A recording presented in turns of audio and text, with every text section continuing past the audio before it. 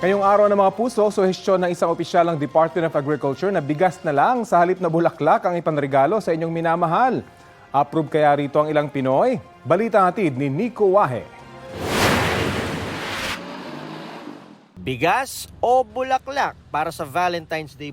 Bigas po talagang preferred ko. Bigas. Siguro yung bibigay ko na lang bigas kasi mas nakakabusog yun eh. Kung dati, sana all ang sigaw ni Sheila tuwing araw ng mga puso sa dami ng nakikitang nakatatanggap ng bulaklak, ngayon, all rice na lang muna raw. Bulaklak.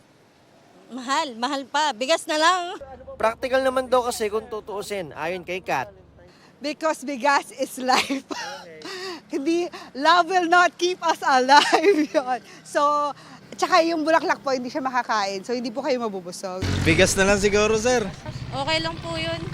Sa daming gastusin ngayon, may panggatas pa ng anak namin. Bigas, syempre. Kasi sa hirap ng buhay ngayon. Paano Valentine's Day? Okay lang po.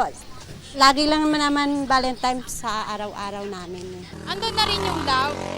Siyempre, pag nakabili ng bigas sa asawa mo, may love na rin yun. Ganyan din ang minumungkahi ng Department of Agriculture. Ang dapat iregalo natin sa Valentine's Day sa ating mahal na buhay, mahal sa buhay, bigas. Huwag na yung flowers kasi hindi makain yon. Matinik pati kasi ang rusas ay matinik. Bigas pa more. Pero may iba na gusto pa rin ng bulaklak dahil minsan lang naman daw ang Valentine's Day. Kapag flowers, it's really meant to be given by someone. Ang bigas naman kasi, it's a necessity and we really need it. So, no choice but we can really give it to ourselves naman. Ang bigas sa Kamuning Market nagre-range ng 52 pesos hanggang 90 pesos ang kada kilo. Bumaba raw yan ng piso kada kilo.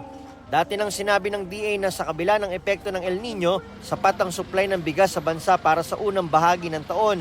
Mura man ang bigas kaysa sa bulaklak, mahal pa rin daw talaga kung tutuusin ang bigas ayon sa grupong Sinag. Mahal din daw kasi ang palay. Kakaroon ng competition even sa mga millers at traders natin kasi yung mga dating nag-i-import o yung mga involved sa importasyon, sumasama sila ngayon sa pagbili ng palay.